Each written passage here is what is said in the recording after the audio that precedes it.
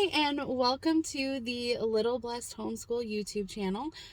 For those of you just joining us, my name is Jenna. I am a homeschool mom and a stay-at-home mom of two girls, Lily, who is 9, and Lucy, who is 3.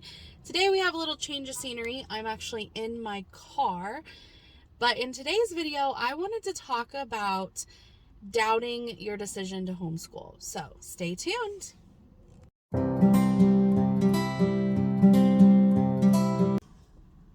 Hi, so today I am in my car because I was going to film this video at home, but I ran out of time.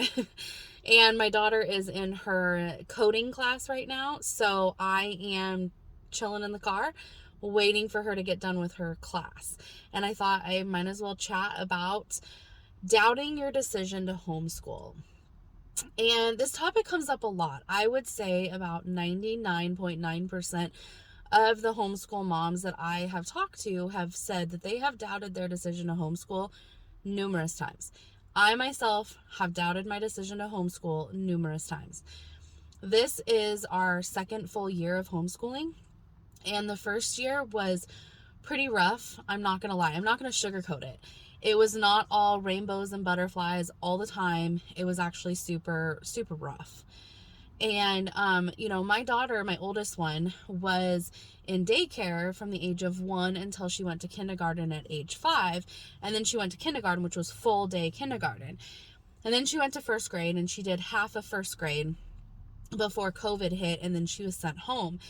And so for her, homeschooling was way different, extremely different than what she was used to, because she was used to being in a classroom. She wasn't used to her mom teaching her. It was very hard for her to adjust. It was very hard for me to adjust.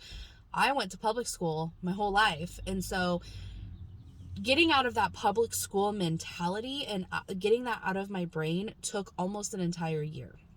It took me a while, because I used to say, we have to get up at 8 a.m. We have to get language arts done by this time. We have to get math done. We have to do the lessons in order. We have to do it this way. This is the way they do it in public school. But homeschool is not public school. It has nothing to do with it. It is a completely different concept. And it's very hard when you were a public school mom to get that mentality out of your brain and get into the homeschool mindset.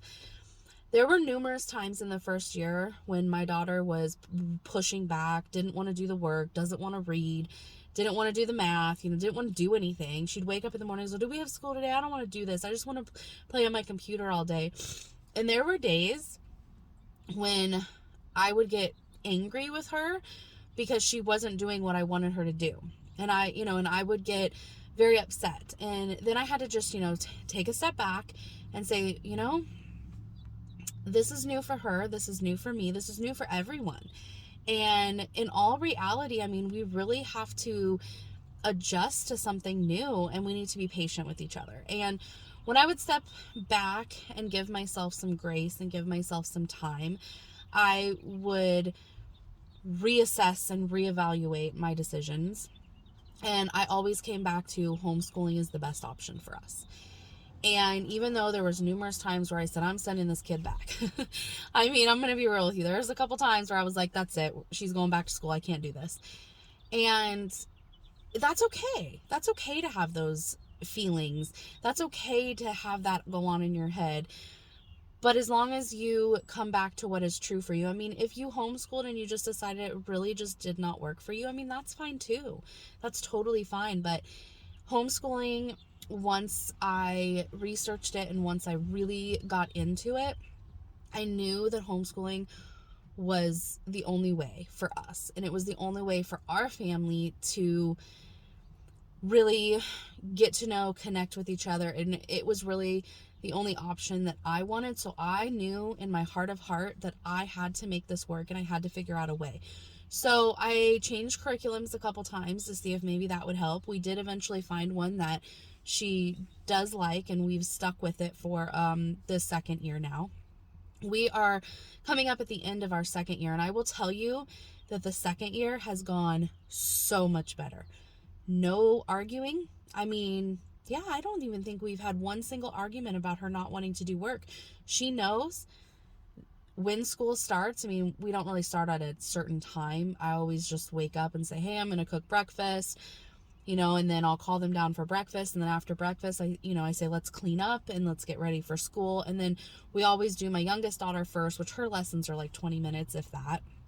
And then while we're doing her lessons, my older daughter will go to her room and she has to read in her book, either for 20 minutes or a full chapter, whichever comes first. And when she's done with that, she's allowed to get back on her computer if she wants, and she just waits for me to call her down for her time. And, it works for us, and it's probably one of the best decisions we've ever made.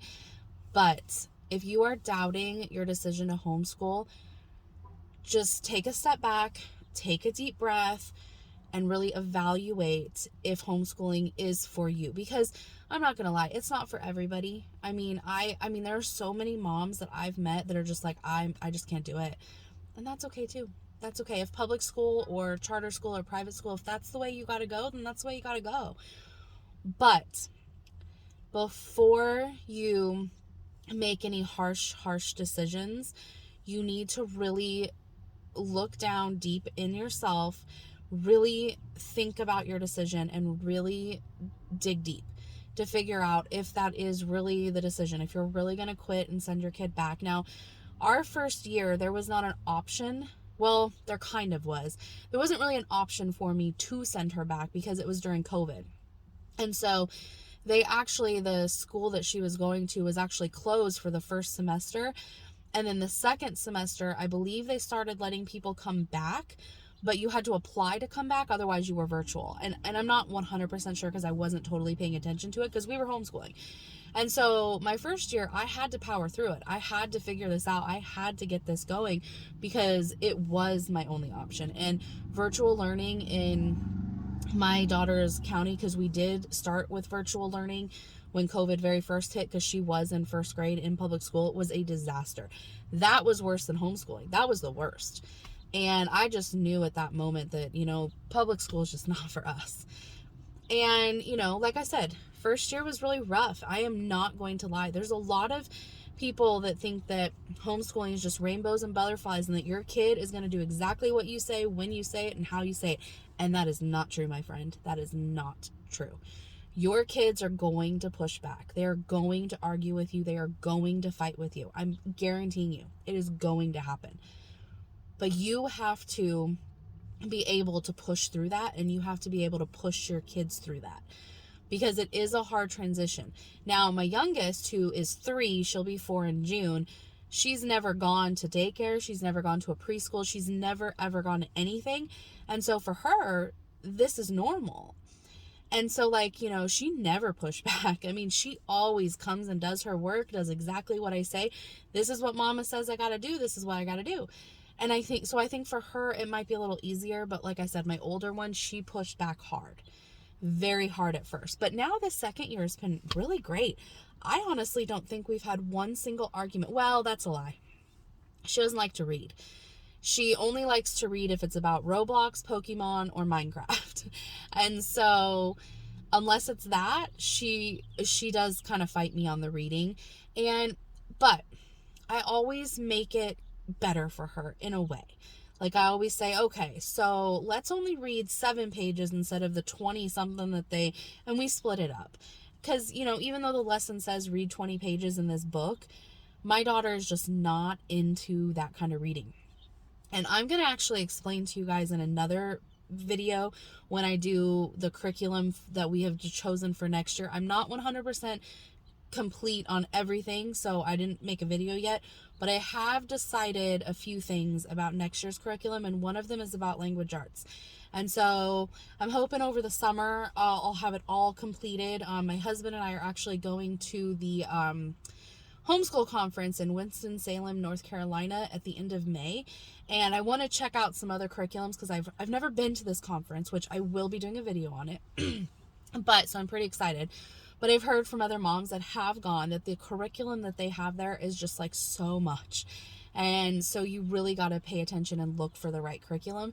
So I think I'm going to hold off on buying any more curriculum until after I go to the conference because there might be something I see there. And then I'm going to do a video about the curriculum. But I think we're going to change up our language arts next year, only because my daughter has a hard time with the reading from The Good and the Beautiful. She's not interested in it. It's not something she's interested in. And I rather her get the skills of reading on something she is interested in, rather than sitting there just monologuing it and not retaining what she's reading because she does not care. So I think we're going to redo the whole language arts next year. And I don't think we're going to use The Good and the Beautiful. We might, but I'm thinking I have another idea in mind. But anyway, so I'm going to do a video later this summer on what curriculum we're going to use for the new year. But anyway, moral of this video, I went off on a tangent, sorry. Moral of this video is, if you are doubting your decision to homeschool, don't make any rash decisions right away. Just really dig deep, find it, figure it out. And if you're figure out how to work through it, how to work through your problems, how to work through all the issues that you're having with the homeschooling, and see if you can overcome them. And if really, honestly, if you dig deep and you can't overcome them and you do make the decision to send them back, just know that whatever decision that you make is okay. It's okay. It doesn't matter. As long as you are making the decision for you and your family and you and your kids, that is all that matters, you guys. That's all that matters. It does not matter what I do. It does not matter what your sister, your brother, everyone else does with their kids, your friends. It only matters what you do with your kids and what you think is right. So if you are doubting your decision, the only advice I have for that is to make sure before you make any harsh decisions or rash decisions that you really dig deep and think about it first. And then if you come up with the conclusion that homeschooling is just not for you, then that's fine. That's absolutely fine. So anyway, again, my name is Jenna. I'm a stay-at-home mom, homeschool my kids. If you like this video, go ahead and hit the like button. Also subscribe. If you like my videos, to subscribe to them. In later videos, I am going to be doing some homeschool group videos, some homeschool co-ops, because we do belong to one. And then I'm going to do a video comprising all of our field trips that we've taken. We've got a couple more left to do. And yeah, and so that's my plans for the next couple of videos. So again, subscribe to my channel if you like my stuff. Bye. I hope everyone has a great Easter. If I don't get on here before Easter, I hope everyone has a great Easter. Bye.